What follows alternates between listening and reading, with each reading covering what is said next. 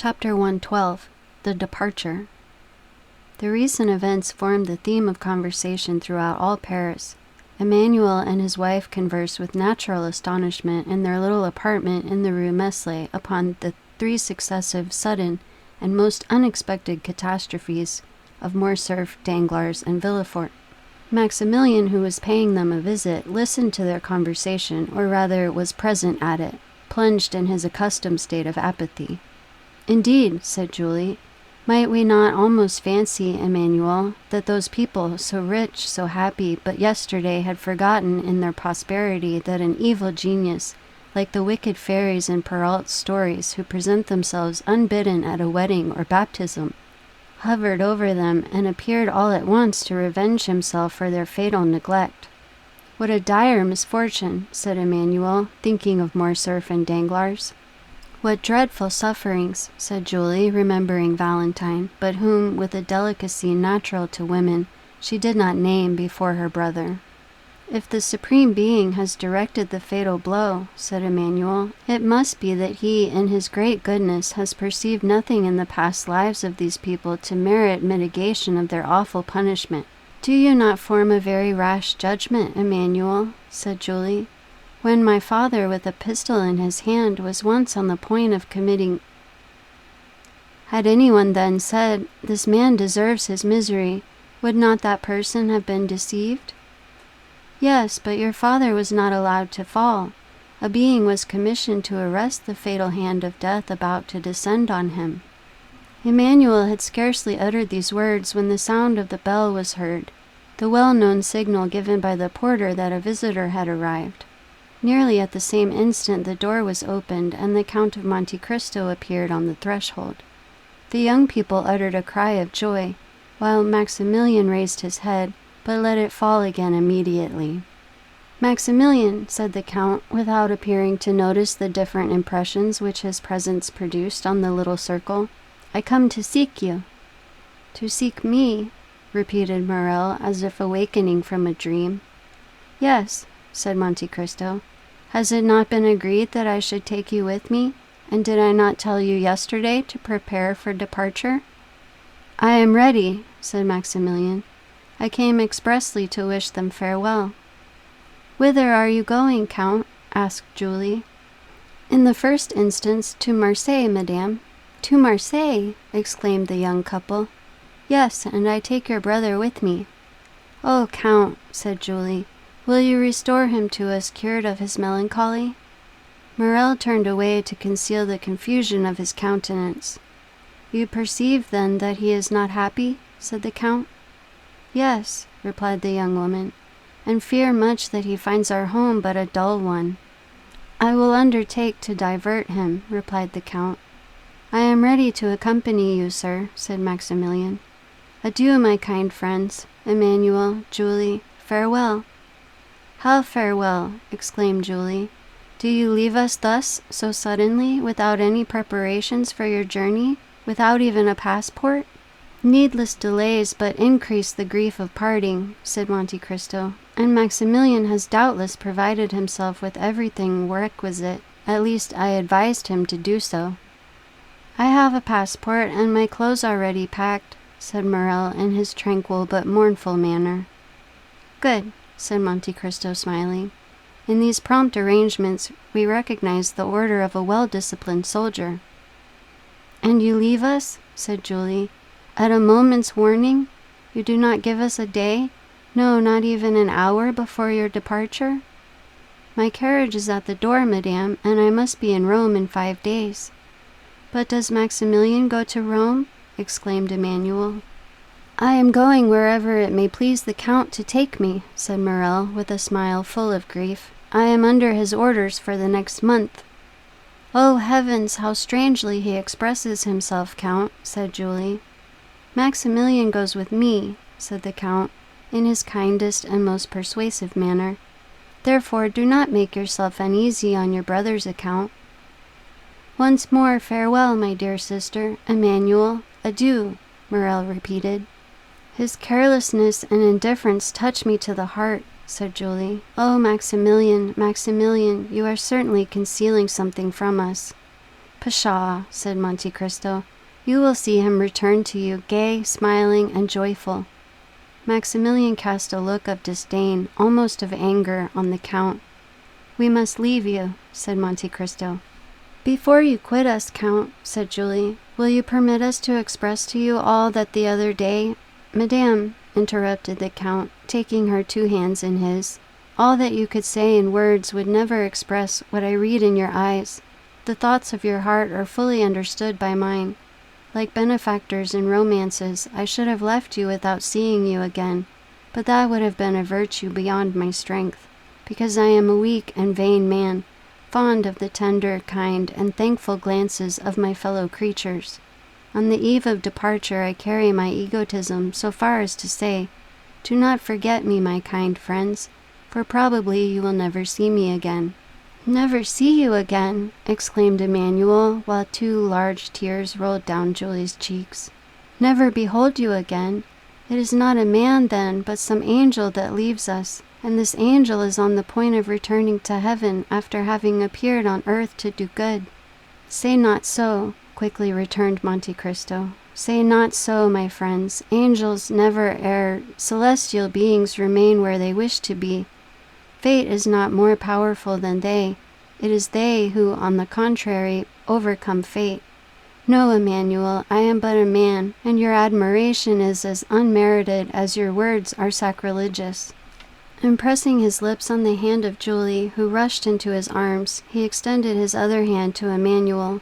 Then tearing himself from this abode of peace and happiness, he made a sign to Maximilian, who followed him passively, with the indifference which had been perceptible in him ever since the death of Valentine had so stunned him. Restore my brother to peace and happiness, whispered Julie to Monte Cristo, and the Count pressed her hand in reply, as he had done 11 years before on the staircase leading to Morrel's study. You still confide, then, in Sinbad the sailor? Asked he, smiling. Oh, yes, was the ready answer. Well then, sleep in peace, and put your trust in the Lord. As we have before said, the post-chaise was waiting. 4 powerful horses were already pawing the ground with impatience, while Ali, apparently just arrived from a long walk, was standing at the foot of the steps, his face bathed in perspiration. Well, asked the Count in Arabic, have you been to see the old man? Ali made a sign in the affirmative. And have you placed the letter before him, as I ordered you to do? The slave respectfully signalized that he had. And what did he say, or rather do? Ali placed himself in the light so that his master might see him distinctly, and then imitating in his intelligent manner the countenance of the old man, he closed his eyes, as Nordier was in the custom of doing when saying yes. Good, he accepts, said Monte Cristo. Now let us go. These words had scarcely escaped him when the carriage was on its way and the feet of the horses struck a shower of sparks from the pavement. Maximilian settled himself in his corner without uttering a word. Half an hour had passed when the carriage stopped suddenly. The Count had just pulled the silken check-string, which was fastened to Ali's finger. The Nubian immediately descended and opened the carriage door. It was a lovely starlight night. They had just reached the top of the hill, Villeuf, from whence Paris appears like a somber sea, tossing its millions of phosphoric waves into light. Waves indeed more noisy, more passionate, more changeable, more furious, more greedy, than those of the tempestuous ocean. Waves which never rest as those of the sea sometimes do. Waves ever dashing, ever foaming, ever engulfing what falls within their grasp. The Count stood alone, and at a sign from his hand the carriage went on for a short distance. With folded arms he gazed for some time upon the great city. When he had fixed his piercing look on this modern Babylon, which equally engages the contemplation of the religious enthusiast, the materialist, and the scoffer. Great city, murmured he, inclining his head and joining his hands as if in prayer. Less than 6 months have elapsed since I first entered thy gates. I believe that the Spirit of God led my steps to thee, and that he also enables me to quit thee in triumph. The secret cause of my presence within thy walls I have confided alone to him who only has had the power to read my heart. God only knows that I retire from thee without pride or hatred, but not without many regrets. He only knows that the power confided to me has never been made subservient to my personal good or to any useless cause. O great city, it is in thy palpitating bosom that I have found that which I sought. Like a patient miner, I have dug deep into thy very entrails to root out evil thence. Now my work is accomplished, my mission is terminated. Now thou canst neither afford me pain nor pleasure. Adieu, Paris, adieu. His look wandered over the vast plain like that of some genius of the night. He passed his hand over his brow, got into the carriage. The door was closed on him, and the vehicle quickly disappeared down the other side of the hill in a whirlwind of dust and noise. 10 leagues were passed, and not a single word was uttered. Morrel was dreaming, and Monte Cristo was looking at the dreamer. "Morrel," said the Count to him at length, "do you repent having followed me?" "No, Count, but to leave Paris. If I thought happiness might await you in Paris, Morrel, I would have left you there. Valentine reposes within the walls of Paris, and to leave Paris is like losing her a second time." "Maximilian," said the Count, "the friends that we have lost do not repose in the bosom of the earth, but are buried deep in our hearts, and it has been thus ordained that we may always be accompanied by them. I have 2 friends who in this way never depart from me, the one who gave me being, and the other who conferred knowledge and intelligence on me. Their spirits live in me. I consult them when doubtful, and if I ever do any good, it is due to their beneficent counsels. Listen to the voice of your heart, Morrel, and ask it whether you ought to preserve this melancholy exterior towards me." "My friend," said Maximilian, "the voice of my heart is very sorrowful, and promises me nothing but misfortune. It is the way of weakened minds to see everything through a black cloud. The soul forms its own horizons. Your soul is darkened, and consequently the sky of the future appears stormy and unpromising." "That may possibly be true," said Maximilian, and he again subsided into his thoughtful mood. The journey was performed with that marvelous rapidity which the unlimited power of the Count ever commanded. Towns fled from them like shadows on their path, and trees shaken by the first winds of autumn seemed like giants madly rushing on to meet them, and retreating as rapidly when once reached. The following morning they arrived at Chalons, where the Count's steamboat waited for them. Without the loss of an instant, the carriage was placed on board, and the 2 travelers embarked without delay. The boat was built for speed. Her 2 paddle wheels were like 2 wings, with which she skimmed the water like a bird. Morrel was not insensible to that sensation of delight which is generally experienced in passing rapidly through the air, and the wind which occasionally raised the hair from his forehead seemed on the point of dispelling, momentarily, the clouds collected there. As the distance increased between the travelers in Paris, almost superhuman serenity appeared to surround the Count. He might have been taken for an exile about to revisit his native land. Ere long Marseille presented herself to view. Marseille, white, fervid, full of life and energy. Marseille, the younger sister of Tyre and Carthage, the successor to them in the empire of the Mediterranean. Marseille, old yet always young. Powerful memories were stirred within them by the sight of the round tower, Fort St. Nicholas, and the city hall designed by Puget, the port with its brick quays, where they had both played in childhood, and it was with one accord that they stopped on the Canebière. A vessel was setting sail for Algiers, on board of which the bustle usually attending departure prevailed. The passengers and their relations crowded on the deck, friends taking a tender but sorrowful leave of each other, some weeping, others noisy in their grief, the whole forming a spectacle that might be exciting even to those who witnessed similar sights daily, but which had no power to disturb the current of thought that had taken possession of the mind of Maximilian, from the moment he had set foot on the broad pavement of the quay. "Here," said he, leaning heavily on the arm of Monte Cristo, Here is the spot where my father stopped when the Pharaon entered the port. It was here that the good old man whom you saved from death and dishonor threw himself into my arms. I yet feel his warm tears on my face, and his were not the only tears shed, for many who witnessed our meeting wept also." Monte Cristo gently smiled and said, "I was there," at the same time pointing to the corner of a street. As he spoke, and in the very direction he indicated, a groan, expressive of bitter grief, was heard, and a woman was seen waving her hand to a passenger on board the vessel about to sail.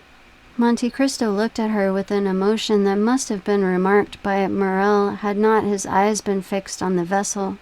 "Oh heavens!" exclaimed Morrel, "I do not deceive myself. That young man who is waving his hat, that youth in the uniform of a lieutenant, is Albert de Morcerf." "Yes," said Monte Cristo, "I recognized him." "How so? You were looking the other way."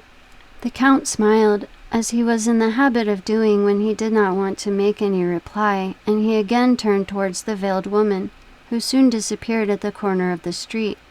Turning to his friend, "Dear Maximilian," said the Count, "have you nothing to do in this land?"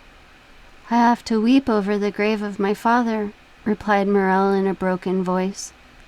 "Well then, go, wait for me there, and I will soon join you." "You leave me then?"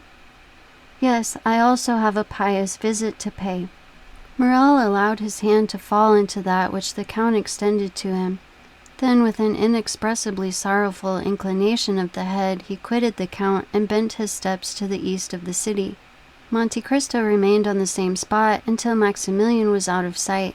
He then walked slowly towards the Allée des Milans to seek out a small house with which our readers were made familiar at the beginning of this story. It yet stood under the shade of the fine avenue of lime trees, which forms one of the most frequent walks of the idlers of Marseille, covered by an immense vine, which spreads its aged and blackened branches over the stone front, burnt yellow by the ardent sun of the south. 2 stone steps worn away by the friction of many feet led to the door, which was made of 3 planks. The door had never been painted or varnished, so great cracks yawned in it during the dry season to close again when the rains came on.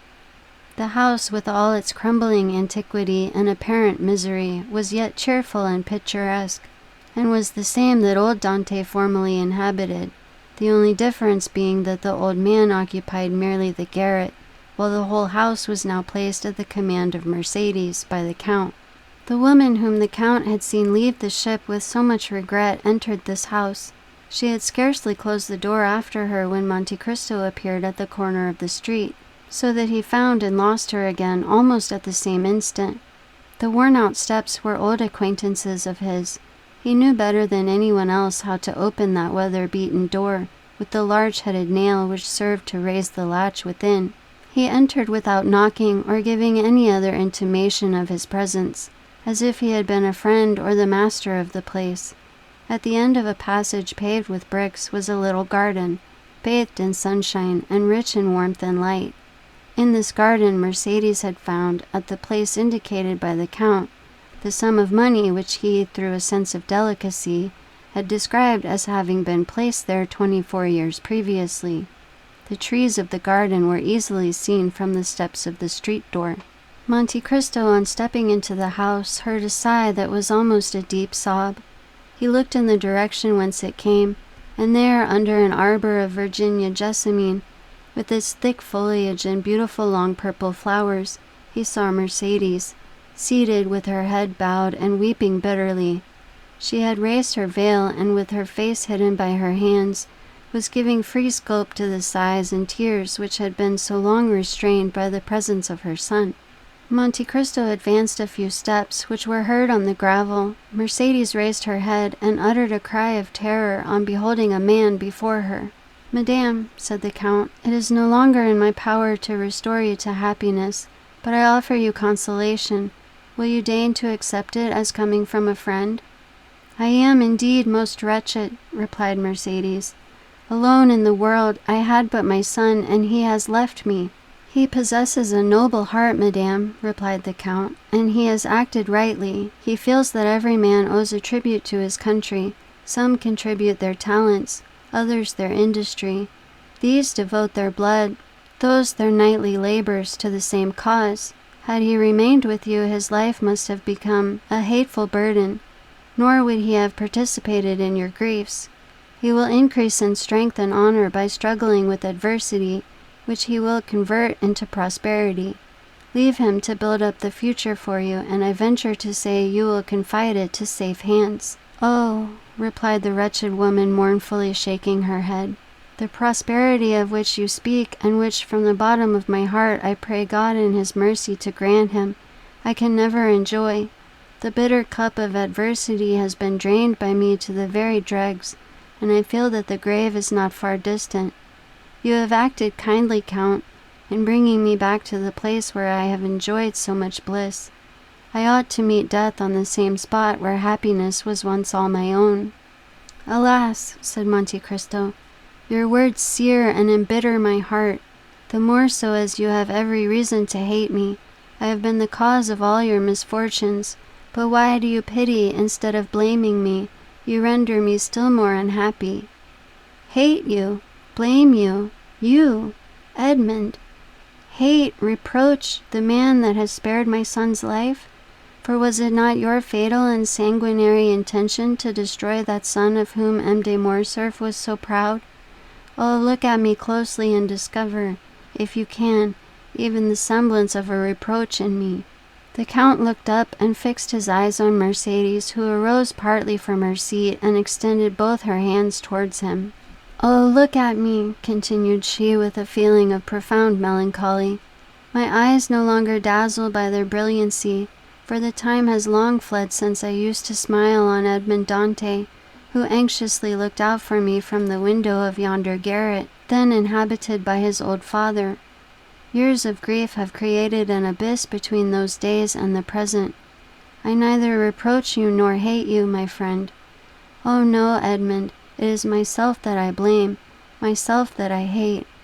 Oh, miserable creature that I am," cried she, clasping her hands and raising her eyes to heaven. "I once possessed piety, innocence, and love, the three ingredients of the happiness of angels, and now what am I?" Monte Cristo approached her and silently took her hand. "No," said she, withdrawing it gently. "No, my friend, touch me not. You have spared me, yet of all those who have fallen under your vengeance, I was the most guilty. They were influenced by hatred, by avarice, and by self-love. But I was base, and for want of courage acted against my judgment. Nay, do not press my hand, Edmund. You are thinking, I am sure, of some kind of speech to console me, but do not utter it to me. Reserve it for others more worthy of your kindness.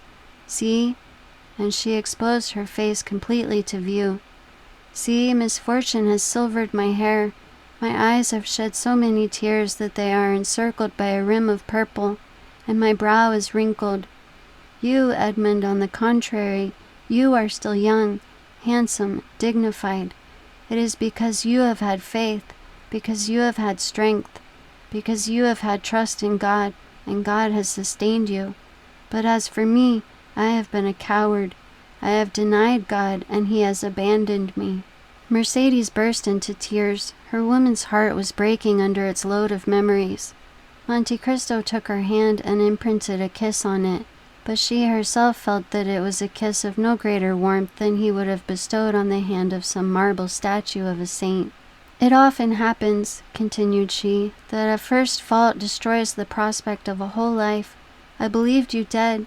Why did I survive you? What good has it done me to mourn for you eternally in the secret recesses of my heart, only to make a woman of 39 look like a woman of 50? Why, having recognized you, and I the only one to do so, why was I able to save my son alone? Ought I not also to have rescued the man that I had accepted for a husband, guilty though he were? Yet I let him die. What do I say? Oh, merciful heavens!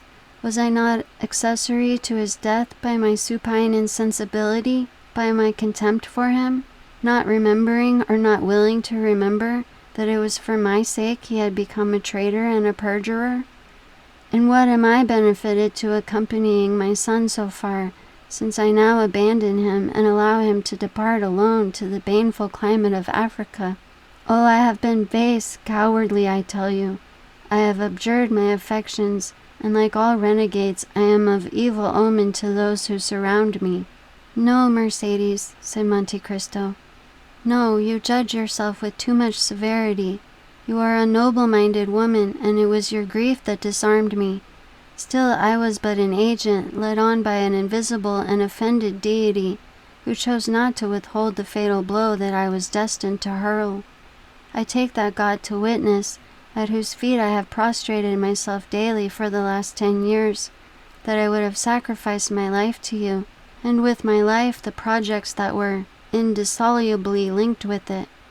But, and I say it with some pride, Mercedes, God needed me and I lived. Examine the past and the present, and endeavor to dive into futurity, and then say whether I am not a divine instrument. The most dreadful misfortunes, the most frightful sufferings, the abandonment of all those who loved me, the persecution of those who did not know me, formed the trials of my youth. When suddenly from captivity, solitude, misery, I was restored to light and liberty, and became the possessor of a fortune so brilliant, and so unbounded, so unheard of, that I must have been blind not to be conscious that God had endowed me with it to work out his own great designs. From that time I looked upon this fortune as something confided to me for a particular purpose. Not a thought was given to a life which you once, Mercedes, had the power to render blissful. Not 1 hour of peaceful calm was mine, but I felt myself driven on like an exterminating angel, like adventurous captains about to embark on some enterprise full of danger. I laid in my provisions, I loaded my weapons, I collected every means of attack and defense. I inured my body to the most violent exercises, my soul to the bitterest trials. I taught my arm to slay, my eyes to behold excruciating sufferings, and my mouth to smile at the most horrid spectacles. Good-natured, confiding, and forgiving as I had been, I became revengeful, cunning, and wicked, or rather immovable as fate. Then I launched out into the path that was open to me. I overcame every obstacle and reached the goal, but woe to those who stood in my pathway. "Enough," said Mercedes, "enough, Edmund. Believe me, that she who alone recognized you has been the only one to comprehend you, and had she crossed your path and you had crushed her like glass, still, Edmund, still she must have admired you. Like the gulf between me and the past, there is an abyss between you, Edmund, and the rest of mankind, and I tell you freely that the comparison I draw between you and other men will ever be one of my greatest tortures. No, there is nothing in the world to resemble you in worth and goodness, but we must say farewell, Edmund, and let us part." "Before I leave you, Mercedes, have you no request to make?" said the Count. "I desire but one thing in this world, Edmund, the happiness of my son. Pray to the Almighty to spare his life, and I will take upon myself to promote his happiness." "Thank you, Edmund. But have you no request to make for yourself, Mercedes?" "For myself I want nothing. I live, as it were, between two graves. One is that of Edmond Dante, lost to me long, long since. He had my love. That word ill becomes my faded lip now, but it is a memory dear to my heart, and one that I would not lose for all that the world contains. The other grave is that of the man who met his death from the hand of Edmond Dante. I approve of the deed, but I must pray for the dead." "Your son shall be happy, Mercedes," repeated the Count. "Then I shall enjoy as much happiness as this world can possibly confer. But what are your intentions?" Mercedes smiled sadly. "To say that I shall live here, like the Mercedes of other times, gaining my bread by labor, would not be true, nor would you believe me. I have no longer the strength to do anything but to spend my days in prayer. However, I shall have no occasion to work, for the little sum of money buried by you, and which I found in the place you mentioned, will be sufficient to maintain me. Rumor will probably be busy respecting me, my occupations, my manner of living. That will signify but little that concerns God, you, and myself." "Mercedes," said the Count, "I do not say it to blame you, but you made an unnecessary sacrifice in relinquishing the whole of the fortune amassed by M. de Morcerf. Half of it at least by right belonged to you, in virtue of your vigilance and economy. I perceive what you are intending to propose to me, but I cannot accept it, Edmund. My son would not permit it. Nothing shall be done without the full approbation of Albert de Morcerf. I will make myself acquainted with his intentions and will submit to them. But if he be willing to accept my offers, will you oppose them? You well know, Edmund, that I am no longer a reasoning creature. I have no will, unless it be the will never to decide. I have been so overwhelmed by the many storms that have broken over my head, that I am become passive in the hands of the Almighty, like a sparrow in the talons of an eagle. I live because it is not ordained for me to die. If succor be sent me, I will accept it." "Ah, madame," said Monte Cristo, "you should not talk thus. It is not so we should evince our resignation to the will of heaven. On the contrary, we are all free agents." "Alas!" exclaimed Mercedes, "if it were so, if I possessed free will, but without the power to render that will efficacious, it would drive me to despair." Monte Cristo dropped his head and shrank from the vehemence of her grief. "Will you not even say you will see me again?" he asked. "On the contrary, we shall meet again," said Mercedes, pointing to heaven with solemnity. "I tell you so to prove to you that I still hope." And after pressing her own trembling hand upon that of the Count, Mercedes rushed up the stairs and disappeared. Monte Cristo slowly left the house and turned towards the quay, but Mercedes did not witness his departure, although she was seated at the little window of the room which had been occupied by old Dante. Her eyes were straining to see the ship which was carrying her son over the vast sea, but still her voice involuntarily murmured softly, "Edmund, Edmund, Edmund."